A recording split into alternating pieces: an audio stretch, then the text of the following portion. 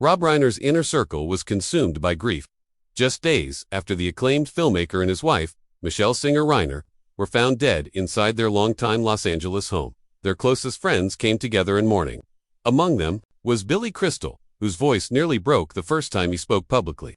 "He didn't listen to my warning," Billy said quietly. Those words carried the weight of decades of friendship and a pain that had no clear place to go.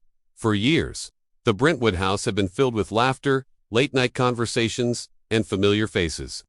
Now, it stood as the center of an unspeakable loss. What Billy eventually chose to share went beyond grief. It revealed the long-simmering tensions within the Reiner family, the worries Rob carried in silence, and fears he never allowed himself to voice fully.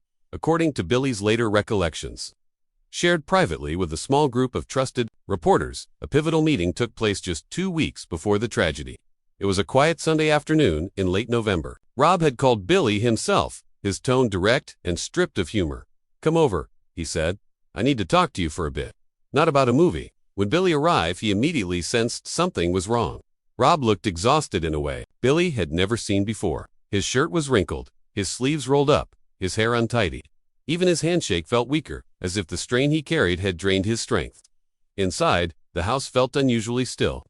No television, no music. Rob poured a glass of water and set it down untouched. Throughout the visit, his eyes kept drifting toward the hallway leading deeper into the house, a small detail that unsettled Billy more than anything else.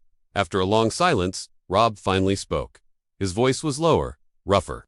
He admitted that things inside his family were unraveling and that he was exhausted. He spoke openly about his son Nick, describing a relapse earlier that month, followed by increasingly volatile behavior. Nick had become irritable, aggressive over small matters, and at times so unstable that Michelle would leave the bedroom just to avoid arguments that felt impossible to contain. Rob described a heated confrontation in the kitchen shortly before Thanksgiving, sparked by disputes over money and treatment. He did not repeat the words exchanged, but he admitted that the moment frightened him. For the first time, he felt he could no longer predict how his son might react. As he spoke, Rob rubbed his forehead and stared at the floor. Billy remembered, thinking it wasn't anger he saw, but the exhaustion of someone who had run out of answers and still refused to give up.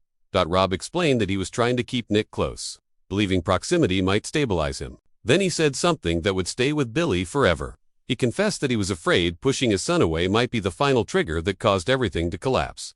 He spoke slowly, almost to himself, his fingers tightly interlaced. As if holding his emotions in check, Billy responded more firmly than he ever had before. He told Rob he understood his love as a father, but warned him that the behavior he described posed real danger, not just emotionally, but physically. He urged Rob to establish boundaries, instead of absorbing everything in silence. Rob listened carefully, then replied that he heard the warning but could not see his own son as a threat. He feared that one wrong step would push Nick beyond recovery. As he leaned back and sighed, even Rob seemed uncertain of his own reasoning. The conversation ended heavily. Rob stood by the window, looking out at the backyard where so many family gatherings had once taken place. He patted Billy on the shoulder and said he would rethink everything after Thanksgiving. Billy left at dusk with a feeling he could not shake, sensing something was quietly, dangerously wrong. After the tragedy, that private conversation took on a different meaning. Billy found himself replaying every detail. What troubled him immediately was the timeline. The house had remained silent for hours before anyone discovered what had happened. That felt wrong to him. Rob had always maintained a steady rhythm of daily life. The silence didn't fit the man, Billy knew. Another detail haunted him. When family members arrived, they did not find Rob and Michelle together. That separation gave Billy chills. Rob had once told him that family conflicts never stayed contained in one place, but moved through the house in stages. The scene, as Billy imagined it, reflected that pattern exactly. What unsettled him further was the absence of Nick when everything was discovered.